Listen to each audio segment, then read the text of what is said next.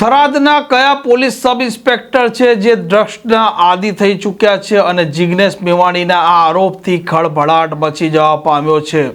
વૈષ્ણવજન તો તેને કહીએ જે પીડ પરાઈ જાનાને રે।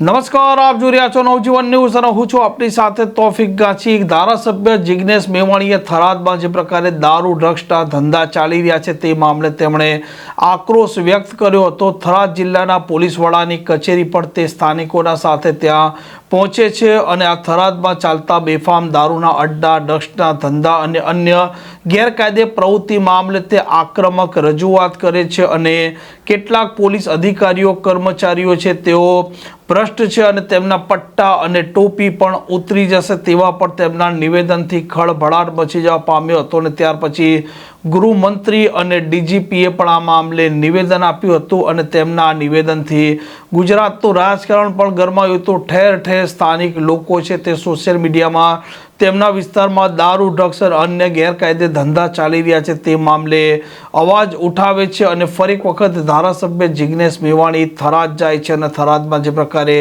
દારૂ, ડ્રગ્સના ધંધા ચાલી રહ્યા છે તે મામલે તેમણે અવાજ ઉઠાવતા કહ્યું છે કે જવાબદારી સાથે તે કહે છે કે એક પીએસઆઈ પોતે આ ડ્રગ્સના આદી થઈ ચૂક્યા છે।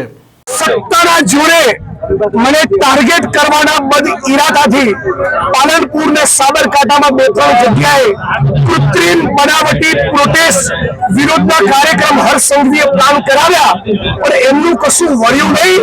થરાદની જનતાએ ભારતીય જનતા પાર્ટીના ગાઢ ઉપર તમતમતો તમાચો ત્યારે પણ માર્યો હતો અને આજે ફરી માર્યો છે।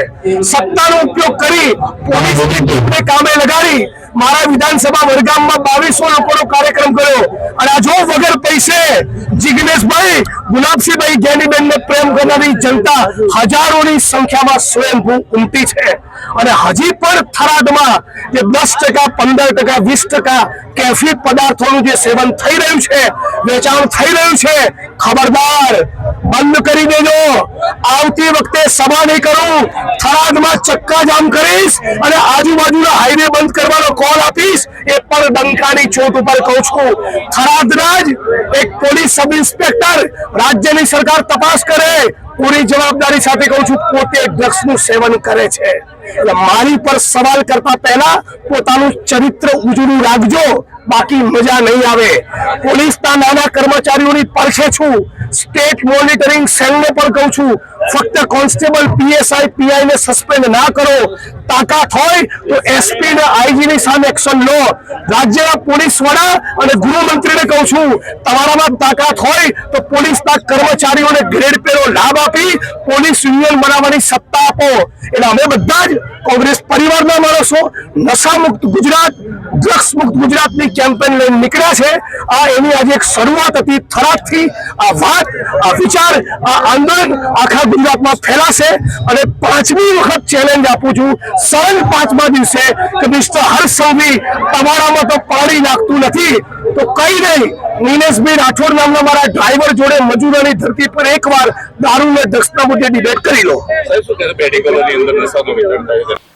જિગ્નેશ મેવાણીનો આ જે આરોપ છે, આરોપ ખૂબ ગંભીર છે અને આ મામલે હવે જોવાનું તે પણ રહેશે કે વાવ થરાદ જિલ્લાના જે પોલીસ વડા છે ચિંતન તેરૈયા તે જિગ્નેશ મેવાણીના આરોપ પછી તપાસ કરે છે કે નથી કરતા, સાથે કયા પોલીસ સબ ઇન્સ્પેક્ટર આ ડ્રગ્સના બંધાણી બન્યા છે તે પણ અત્યારે આ વાવ થરાદ અને બનાસકાંઠામાં ચર્ચાનો મુદ્દો બન્યો છે। આ પ્રકારના સમાચાર, પ્રકારના અહેવાલ માટે નવજીવન ન્યૂઝની આ ચેનલ સાથે જોડાયેલા રહો। નમસ્કાર।